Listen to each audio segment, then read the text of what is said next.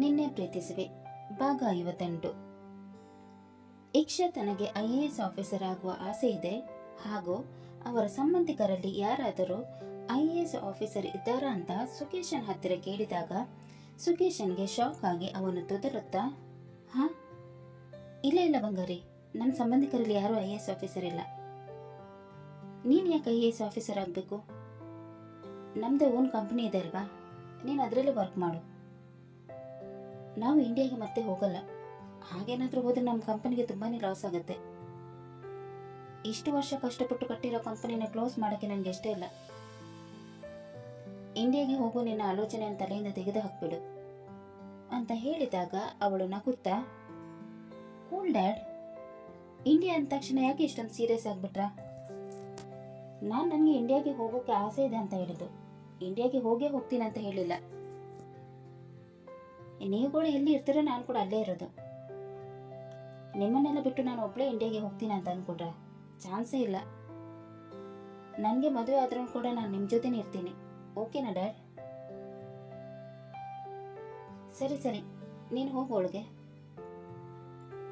Okay dad ಅಂತ ಹೇಳಿ ಅವಳು ತನ್ನ ರೂಮ್ಗೆ ಹೋದಳು. ಇಂಡಿಯಾ ಅಂದ ತಕ್ಷಣ ಅವನಿಗೆ ಮತ್ತೆ ಹಳೆಯ ನೆನಪುಗಳು ಮರುಕಳಿಸತೊಡಗಿತ್ತು. ಮುಖೇಶನಿಗೂ ಕೂಡ ರಾಘವ ನೆನಪಾದನು. ಎಲ್ಲ ರಾಘವನ ಪಡಿಯಚ್ಚು, ನೋಡೋಕ್ಕೆ ಮಾತ್ರ ಅವನ ಥರ ಇದ್ದಾಳೆ ಅಂತ ಅಂದ್ಕೊಂಡಿದ್ದೆ. ಆದರೆ ಅವಳ ಆಲೋಚನೆಗಳೆಲ್ಲ ಅವನ ಥರನೇ ಇದೆ.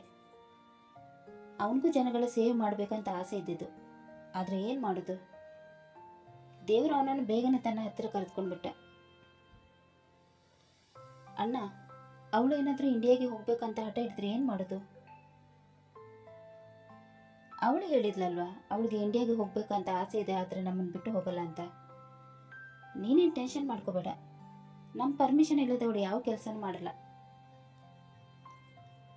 ಅಷ್ಟಾದರೆ ಸಾಕು ಅಣ್ಣ ಅಂತ ತುಂಬ ಹೊತ್ತಿನ ತನಕ ಅವರಿಬ್ಬರು ಮಾತನಾಡಿಕೊಳ್ಳುತ್ತಿದ್ದರು.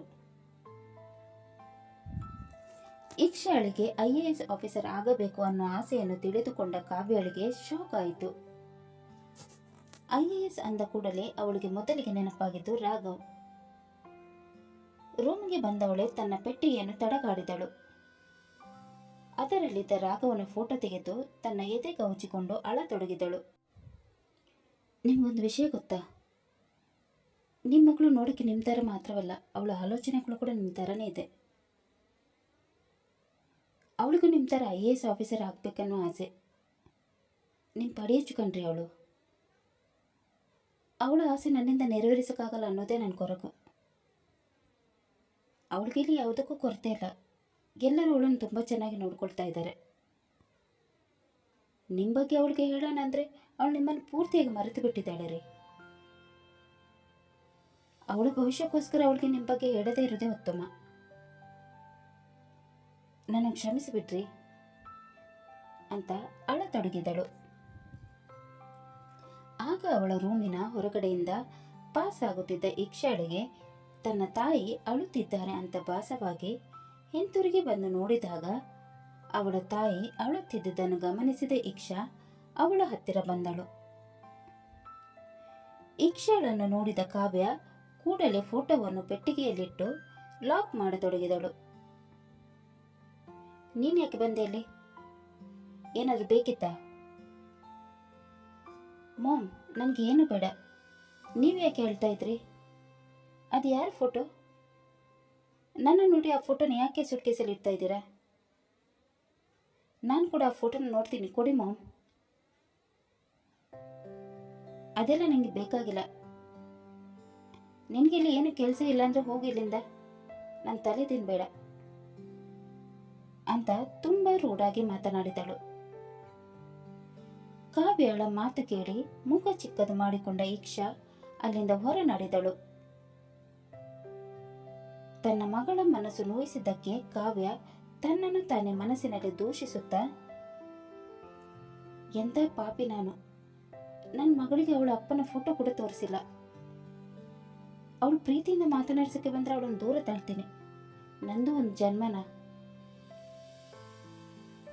ನಾನು ಅವಳನ್ನು ಆ ಥರ ಬೈತಿಲ್ಲ ಅಂದಿದ್ರೆ ಅವಳು ಇಲ್ಲಿಂದ ಹೋಗ್ತಾನೆ ಇರಲಿಲ್ಲ. ಅವಳಿಗೆ ಅವಳ ಅಪ್ಪನ ಬಗ್ಗೆ ಗೊತ್ತಾಗಬಾರ್ದು. ಅಜಯ್ ಹೇಳಿದ ಹಾಗೆ ಅವಳಿಗೆ ಯಾವತ್ತೂ ಅವಳ ಅಪ್ಪನ ನೆನಪು ಬಾರದಂತೆ ನೋಡ್ಕೊಳ್ಬೇಕು ಅಂತ ಅಂದುಕೊಂಡ ಅವಳಿಗೆ ಸುಮಾರು ವರ್ಷಗಳ ಹಿಂದೆ ಅಜಯ್ ಹೇಳಿದ ಮಾತುಗಳು ನೆನಪಾಗತೊಡಗಿತು.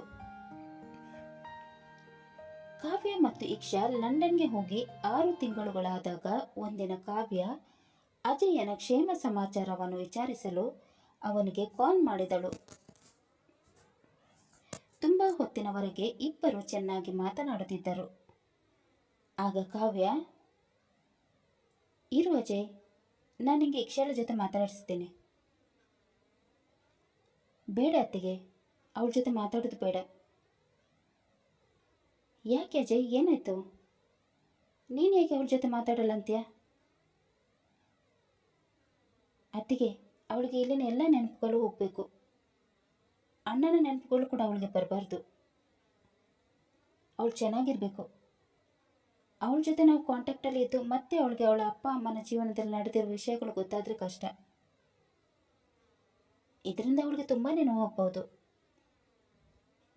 ಈಗ ಅವಳಿಗೆ ವಯಸ್ಸು ಚಿಕ್ಕದು, ಆದರೆ ಅವಳು ದೊಡ್ಡವಳಾದ್ಮೇಲೆ ಅವಳಿಗೆ ಈ ವಿಷಯವೆಲ್ಲ ಗೊತ್ತಾದರೆ ಅವಳು ತುಂಬ ನೊಂದ್ಕೋಬಹುದು. ಹಿಂದಿನ ವಿಷಯಗಳು ಅವಳಿಗೆ ಯಾವುದು ಗೊತ್ತಾಗಬಾರ್ದು. ಸುಕೇಶನೇ ಅವಳ ಅಪ್ಪ ಅಂತ ನೀವು ಅವಳಿಗೆ ಮನವರಿಕೆ ಮಾಡಿಕೊಡಿ. ನೀವು ಅವಳಿಗೆ ಕೂಡ ಪ್ರೀತಿಯಿಂದ ಅವಳ ಅಣ್ಣನನ್ನು ಮರಿಬೇಕು. ಆ ಥರ ಅವಳನ್ನು ಚೆನ್ನಾಗಿ ನೋಡ್ಕೊಳ್ಳಿ ಅತ್ತಿಗೆ. ನನ್ನ ರಾಜ್ಕುಮಾರ್ ಚೆನ್ನಾಗಿರ್ಬೇಕಂದ್ರೆ ನಮ್ಗಳ ಬಗ್ಗೆ ಅವಳಿಗೆ ಯಾವ ವಿಷಯನೂ ಗೊತ್ತಾಗಬಾರ್ದು. ನಾವುಗಳು ಅವಳಿಂದ ದೂರ ಇದ್ರೇನೆ ಅವಳು ಚೆನ್ನಾಗಿರಕ್ಕೆ ಆಗೋದು.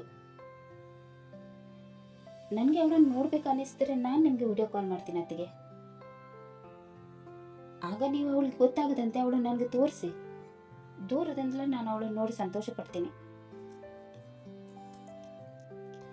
ಅಲ್ಲ ಅಜಯ್, ಅವಳಿಗೆ ಅವಳ ಅಪ್ಪನ ಕುಟುಂಬದವ್ರು ಬೇಕಲ್ವಾ? ಅವಳ ಅಪ್ಪನ ನೆನಪನ್ನು ಅವಳ ತಲೆಯಿಂದ ಕಿತ್ತು ಹಾಕೋದು ಎಷ್ಟು ಸರಿ ಹೇಳು? ಅತ್ತಿಗೆ, ನಾವು ಅವಳ ಭವಿಷ್ಯಕ್ಕೋಸ್ಕರ ಈ ಕೆಲಸವನ್ನು ಮಾಡಲೇಬೇಕು. ಒಂದು ವೇಳೆ ಅವಳು ದೊಡ್ಡವಳಾದ್ಮೇಲೆ ನಿಮ್ಮ ಹಾಗೂ ಸುಕೇಶನ್ ಜೀವನದಲ್ಲಿ ಮದುವೆ ಮುಂಚೆ ಏನೆಲ್ಲ ನಡೆದಿತ್ತು ಅದನ್ನೆಲ್ಲ ಯಾರಾದರೂ ಕೆಟ್ಟದಾಗಿ ಹೇಳಿದರೆ ಅವಳಿಗೆ ಏನಾದರೂ ತೊಂದರೆ ಆಗ್ಬೋದು. ಮನೆಯವರಿಗೆಲ್ಲ ಗೊತ್ತು ನಿಮ್ಮಿಬ್ಬರ ಮದುವೆ ಯಾವ ಸಿಚುವೇಶನಲ್ಲಿ ಆಯಿತು ಅಂತ. ಆದರೆ ಊರ ಜನಗಳು ಸುಮ್ಮನೆ ಇರಬೇಕಲ್ವಾ? ಏನಾದರೂ ಕತೆ ಕಟ್ಟಿ ಅವಳ ಬದುಕನ್ನೇ ಹಾಳು ಮಾಡ್ಬೋದು. ಅದಕ್ಕೋಸ್ಕರ ಅವಳಿಗೆ ಇಲ್ಲಿನ ಯಾವ ವಿಷಯಗಳು ಕೂಡ ಗೊತ್ತಾಗಬಾರ್ದು. ಅವಳಲ್ಲಿ ಚೆನ್ನಾಗಿರ್ಬೇಕತ್ತಿಗೆ. ನೀವು ಅವಳನ್ನು ಚೆನ್ನಾಗಿ ನೋಡ್ಕೊಳ್ಳಿ. ನಾನು ಹೇಳಿದ ಮಾತನ್ನು ಸ್ವಲ್ಪ ಚೆನ್ನಾಗಿ ಯೋಚನೆ ಮಾಡಿ ನೋಡಿ ಅತ್ತಿಗೆ. ಆವಾಗ ನಿಮಗೇನು ಗೊತ್ತಾಗುತ್ತೆ ನಾನು ಯಾಕೆ ಈ ಥರ ಮಾತನಾಡಿದೆ ಅಂತ. ಸರಿ ಅತ್ತಿಗೆ, ಇನ್ನೊಂದಿನ ಮಾತಾಡೋಣ, ಬಾಯ್ ಅಂತ ಹೇಳಿ ಕಾಲ್ ಕಟ್ ಮಾಡಿದನು. ತುಂಬ ಹೊತ್ತು ಯೋಚಿಸಿದ ಬಳಿಕ ಅವಳಿಗೆ ಅಜಯನ ಮಾತುಗಳು ಸರಿ ಅನ್ನಿಸತೊಡಗಿತು. ಅಂದಿನಿಂದ ಅವಳು ಇಕ್ಷಾಳಿಗೆ ರಾಘವ್ ಮತ್ತು ಅಜಯನ ನೆನಪುಗಳು ಬಾರದಂತೆ ನೋಡಿಕೊಂಡಳು. ಈ ವಿಷಯವನ್ನು ಸುಕೇಶನ ಬಳಿ ಕೂಡ ಪ್ರಸ್ತಾಪಿಸಿದ್ದಳು. ಇದರಿಂದ ಸುಕೇಶ ಇಕ್ಷಾಳನ್ನು ತನ್ನ ಸ್ವಂತ ಮಗಳ ತರ ನೋಡಿಕೊಳ್ಳತೊಡಗಿದನು. ಎಲ್ಲರ ಪ್ರೀತಿ ಮಮಕಾರದಿಂದ ಅವಳು ನಿಧಾನವಾಗಿ ತನ್ನ ಪಪ್ಪ ಹಾಗೂ ಚಿಕ್ಕಪ್ಪನನ್ನು ಸಂಪೂರ್ಣವಾಗಿ ಮರೆತು ಬಿಟ್ಟಿದ್ದಳು. ಯೋಚನಾ ಲಹರಿಯಿಂದ ಹೊರಬಂದ ಕಾವ್ಯ ಕಣ್ಣಲ್ಲಿ ಬರುತ್ತಿದ್ದ ಕಣ್ಣೀರನ್ನು ಒರೆಸತೊಡಗಿದಳು. ಹೊರಗಡೆಯಿಂದ ನಿಂತು ಇದನ್ನೆಲ್ಲ ನೋಡುತ್ತಿದ್ದ ಇಕ್ಷಾ, ಮಾಮ್ ಏನು ಯೋಚನೆ ಮಾಡ್ತಾ ಇದ್ದಾರೆ? ಆಗ್ಲಿಂದ ನೋಡ್ತಾ ಇದ್ದೀನಿ, ಕೂತಲ್ಲೇ ಕೂತು ಏನೋ ಯೋಚನೆ ಮಾಡಿ ಹೇಳ್ತಾ ಇದ್ದಾರೆ. ಏನಕ್ಕೆ ಹೇಳ್ತಾ ಇದ್ದಾರೆ ಅಂತ ಗೊತ್ತಾಗ್ತಾ ಇಲ್ಲ. ಆ ಫೋಟೋ ಯಾರದಿರ್ಬೋದು? ನಾನು ನೋಡಿದ ಕೂಡಲೇ ಆ ಫೋಟೋನ ಯಾಕೆ ಬಚ್ಚಿಟ್ರು? ಹೇಗಾದ್ರೂ ಮಾಡಿ ಆ ಫೋಟೋ ಯಾರದಂತ ತಿಳ್ಕೋಬೇಕು. ಮಾವು ಆ ಸೂಟ್ ಕೇಸ್ನ ಕೀ ಎಲ್ಲಿಡ್ತಾರಂತ ನೋಡ್ಕೋಬೇಕು ಮೊದಲು ಅಂತ ಅಂದುಕೊಂಡ ಅವಳು ರೂಮ್ ಹೊರಗಡೆನೆ ಕಾವ್ಯಳಿಗೆ ಕಾಣದಂತೆ ನಿಂತುಕೊಂಡಳು. ಕಾವ್ಯ ಸೂಟ್ ಕೇಸ್ ಕೀಯನ್ನು ಕಬೋರ್ಡಲ್ಲಿ ಇಟ್ಟಾಗ ಇಕ್ಷಾ ಅದನ್ನು ಗಮನಿಸಿದಳು. ಕೊನೆಗೂ ಕೀ ಎಲ್ಲಿದೆ ಅಂತ ಗೊತ್ತಾಯ್ತಲ್ವಾ? ಮಾಮ್ ಇಲ್ಲದ ಟೈಮಲ್ಲಿ ಬಂದ ಆ ಸೂಟ್ ಕೇಸ್ ಒಳಗಿರೋ ಫೋಟೋ ಯಾರದಂತ ತಿಳ್ಕೋಬೇಕು. ಈಗ ಮಾಮ್ ನೋಡಿದ್ರೆ ಒಳಗೆ ಇಲ್ಲಿಂದ ಹೋಗಬೇಕು ಅಂತ ಅಂದುಕೊಂಡಳು. ಅವಳು ಸೀದಾ ತನ್ನ ರೂಮಿನ ಕಡೆ ಹೋದಳು. ಕಾಲೇಜಿನ 2ನೇ ದಿನ ಇಕ್ಷಾಳನ್ನು ಆರ್ಯನ್ ಕಾಲೇಜಿಗೆ ಡ್ರಾಪ್ ಮಾಡಿ ನಂತರ ಆಫೀಸಿಗೆ ಹೋದನು. ಕಾರಿನಿಂದ ಇಳಿದವಳು ಕಾಲೇಜು ಒಳಗಡೆ ಹೋಗತೊಡಗಿದಳು. ಅವಳ ಹಿಂದೆ ಯಾರೋ ಬರುವ ಹಾಗೆ ಭಾಸವಾಗಿ ಅವಳು ಹಿಂತಿರುಗಿ ನೋಡಿದಳು. ತನ್ಮಯ್ ಹಾಗೂ ಸ್ಯಾಮ್ ಅವಳನ್ನು ಹಿಂಬಾಲಿಸತೊಡಗಿದರು. ಅವಳು ಕ್ಯಾರೆ ಮಾಡದೆ ಮುಂದೆ ಹೋಗತೊಡಗಿದಳು. ತನ್ಮಯ್ ಬಿರುಸಾಗಿ ಬಂದು ಅವಳ ಮುಂದೆ ಬಂದು ನಿಂತುಕೊಂಡನು. ಅವನನ್ನು ನೋಡಿ ಕೋಪಗೊಂಡವಳು, ನಿನ್ನೆ ಕೊಟ್ಟಿದ್ದು ಸಾಕಾಗಿಲ್ಲ ಅಂದ್ರೆ ಇವತ್ತು ಇನ್ನೊಂದು ಕೊಡ್ತೀನಿ. ಮರ್ಯಾದೆಯಿಂದ ಸೈಡಿಗೆ ಹೋದ್ರೆ ಸರಿ, ಇಲ್ಲ ಅಂದ್ರೆ ಮತ್ತೆ ನಿನ್ನ ಕೆನ್ನೆಗೆ ಬಾರಿಸಬೇಕಾಗುತ್ತೆ. ಅವಳ ಮಾತು ಕೇಳಿ ಕೋಪಗೊಂಡವನು, ಏಯ್ ಅಂತ ಹೇಳಿ ಅವಳಿಗೆ ಇನ್ನೇನು ಹೊಡೆಯಬೇಕು. ಅಷ್ಟರಲ್ಲಿ ಸ್ಯಾಮ್ ಅವನ ಕೈಯನ್ನು ತಡೆಯುತ್ತಾ ಚಿನ್ಮಯ್ ಬರ್ತಾ ಇದ್ದಾನಂತ ಸನ್ನೆ ಮಾಡಿ ಹೇಳಿದನು.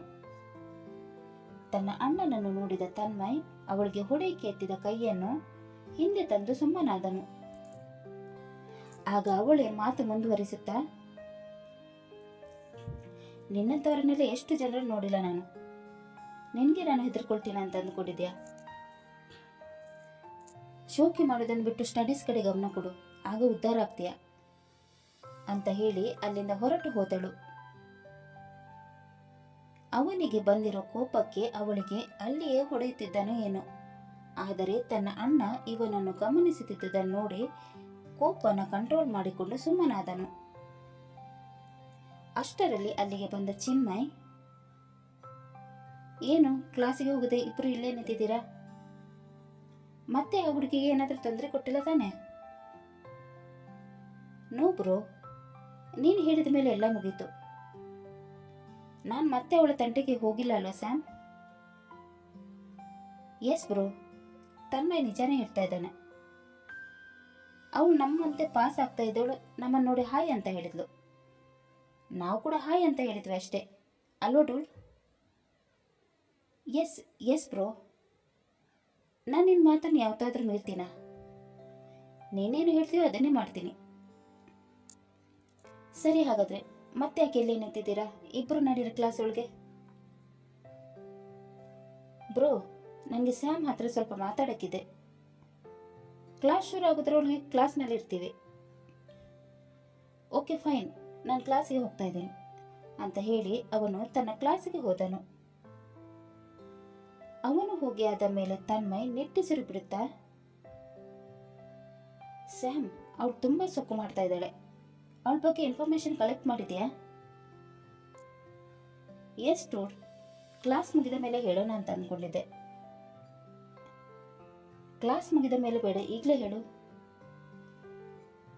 ಡೂಡ್, ಅವಳು ತುಂಬಾ ರಿಚ್ ಇದ್ದಾಳೆ, ಅದಕ್ಕೆ ಅಷ್ಟೊಂದು ಸೊಕ್ಕು ಮಾಡ್ತಾ ಇರೋದು. ಇಲ್ಲಿ ಬಂದು ಸೆಟ್ಲ್ ಆಗಿ 13 ಇಯರ್ಸ್ ಆಗಿದೆ ಅಂತೆ. ಅವಳು ಮಾಮ್, ಡ್ಯಾಡ್, ದೊಡ್ಡಮ್ಮ, ದೊಡ್ಡಪ್ಪ ಮತ್ತೆ ಅವಳ ಅಣ್ಣ ಇವರೆಲ್ಲ ಒಟ್ಟಿಗೆ ಇರೋದು. ಅವಳನ್ನು ಬಿಡಕ್ಕೆ ಬರ್ತಾನಲ್ವಾ, ಅವನು ಅವಳ ಅಣ್ಣ. ಅವಳ ಡ್ಯಾಡ್ ಹಾಗೂ ದೊಡ್ಡಪ್ಪನ ಸ್ವಂತ ಕಂಪ್ನಿ ಇದೆ. ಅವಳಿಗೆ ಯಾವುದಕ್ಕೂ ಕೊರತೆ ಇಲ್ಲ. ಲಂಡನ್ನಿನ ಮೋಸ್ಟ್ ರಿಚೆಸ್ಟ್ ಇಂಡಿಯನ್ಸ್ ಅವರು. ಅದಕ್ಕೋಸ್ಕರ ಇಷ್ಟೊಂದು ಕೊಪ್ಪು ತೋರಿಸ್ತಾ ಇದ್ದಾಳೆ. ಸ್ಯಾಮ್, ಈಗ ಅವಳಿಗೆ ಹೇಗೆ ಬುದ್ಧಿ ಕಲಿಸೋದು? ಅವಳ ಮುಂದೆ ದುಡ್ಡಿನ ದರ್ಪ ತೋರಿಸಕ್ಕಾಗಲ್ಲ, ಯಾಕಂದ್ರೆ ಅವಳು ಕೂಡ ದುಡ್ಡಿರುವವಳು.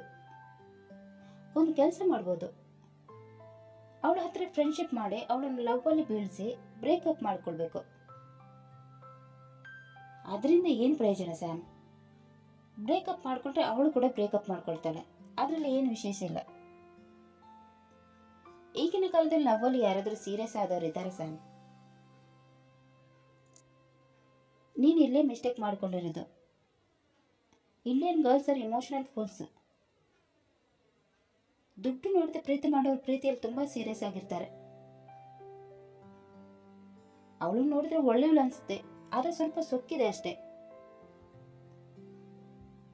ನೀನು ಒಂದ್ಸಲ ಅವಳನ್ನು ಲವ್ ಮಾಡಿ ನೋಡಿ, ಆಗ ಅವಳು ಎಂತವಳು ಅಂತ ನಿನ್ಗೇನು ಗೊತ್ತಾಗುತ್ತೆ. ಅವಳು ಲವ್ ಮಾಡಕ್ಕೆ ಯಾರಿಗೆ ಇಂಟ್ರೆಸ್ಟ್ ಇದೆ? ಅವಳು ಸೊಕ್ಕು ಮುರಿಬೇಕು, ಅದೇ ನನ್ನ ಗುರಿ. ಅದಕ್ಕೋಸ್ಕರ ನಾನು ಏನು ಬೇಕಾದರೂ ಮಾಡ್ತೀನಿ. ಅವಳನ್ನು ಲವ್ ಮಾಡೋದೇನು, ಅವಳಿಗೆ ಮಗು ಕೂಡ ಕೊಡೋಣ. ಒಟ್ಟಲ್ಲಿ ಅವಳು ನನ್ನ ಕಾಲಿಗೆ ಬಿದ್ದು ಕ್ಷಮೆ ಕೇಳಬೇಕು. ಅವಳು ನನ್ನ ಕಾಲು ಹಿಡಿದು ಕೋಲಾಡೋದನ್ನು ಈ ಕಣ್ಣಿಂದಲೇ ನಾನು ನೋಡಬೇಕು. ಆಗಲೇ ನನಗೆ ಸಂತೋಷ ಆಗೋದು. ಇವತ್ತಿನಿಂದಲೇ ಅವಳನ್ನು ಇಂಪ್ರೆಸ್ ಮಾಡೋ ಕೆಲಸ ಶುರು. Wait and watch Sam. ಅವಳ ಲೈಫನ್ನು ಹೇಗೆ ಸ್ಪಾಯ್ಲ್ ಮಾಡ್ತೀನಿ ಅಂತ ನೋಡ್ತಾ ಇರು. ಕತೆ ಮುಂದುವರಿಯುವುದು. ತನ್ಮಯ್ ಮೋಸದ ಪ್ರೀತಿಗೆ ಇಕ್ಷಾ ಬಲಿಯಾಗುತ್ತಾಳೋ ಅನ್ನೋದನ್ನು ತಿಳಿಯಲು ಮುಂದಿನ ಸಂಚಿಕೆಗಾಗಿ ಕಾಯೋಣ. ಅಲ್ಲಿ ತನಕ ಈ ಕತೆ ನಿಮಗೆ ಇಷ್ಟವಾದಲ್ಲಿ ಲೈಕ್ ಮಾಡಿ, ಶೇರ್ ಮಾಡಿ ಮತ್ತು ಸಬ್ಸ್ಕ್ರೈಬ್ ಮಾಡೋದನ್ನು ಮಾತ್ರ ಮರಿಬೇಡಿ. ಹಾಗೆ ಕತೆ ಹೇಗಿದೆ ಅಂತ ಕಮೆಂಟ್ ಬಾಕ್ಸಲ್ಲಿ ತಿಳಿಸಿ. ಧನ್ಯವಾದಗಳು.